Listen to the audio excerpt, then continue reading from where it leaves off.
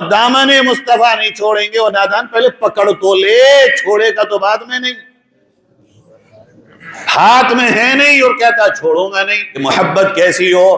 تو پیارے آقا خود یہ کہتے ہیں کہ مجھ سے جو تم محبت کرو اس محبت کا پیمانہ یہ ہو, لا یؤمن احدکم حتی اکون احب الیہ من والدہ وولدہ والناس اجمعین.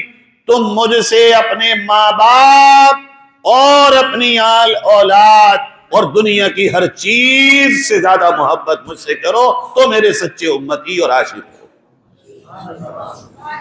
یہ بات میری تو نہیں ہے, یہ بات تو محمد الرسول اللہ صلی اللہ علیہ وسلم کی ہے کہ مجھ سے اتنی محبت کرو کہ جو محبت تمہارے دل میں تمہاری ماں کی ہو, تمہارے باپ کی ہو, تمہاری بیوی کی ہو, یا بیوی کے دل میں شوہر کی ہو, یا بچوں کی محبت ماں باپ کے دل میں ہو, یا دکان سے, کھیت سے, رشتوں ناتوں سے جو تمہیں تعلق ہو, ان تمام سے بڑھ کر محمد مصطفیٰ صلی اللہ علیہ وسلم سے تمہارا تعلق ہے تو تم کامیاب ہو. اور تعلق جتنا کمزور ہے تم نبی کی امت ہونے میں اتنی کمزور.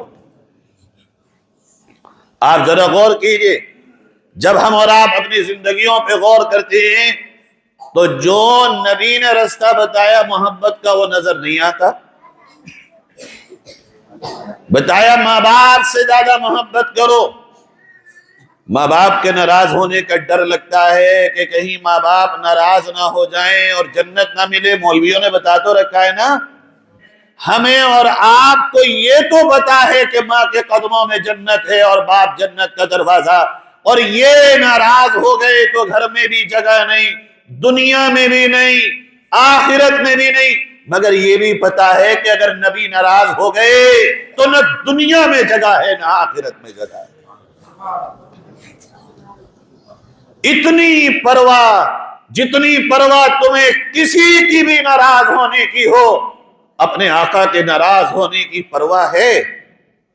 ہمیں نہیں لگتا کہ عام مسلمانوں کا جو اس وقت حال ہے, ان کی شادیوں کو دیکھ کر نہیں لگتا ہمیں کہ نبی کا کوئی خیال ہے, ان کے جنازوں کو دیکھ کے نہیں لگتا کہ نبی کا کوئی خیال ہے, ان کے کاروبار کو دیکھ کے نہیں لگتا کہ انہیں نبی سے وہ محبت ہے.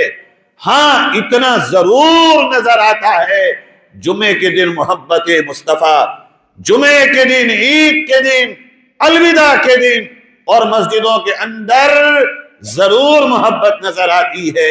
مگر گھر میں, شادی میں, جنازے میں, دکان پہ, شو روم میں, خریداری میں, کھیتیوں میں, رشتہ داریوں میں نبی کی غلامی نظر نہیں آتی.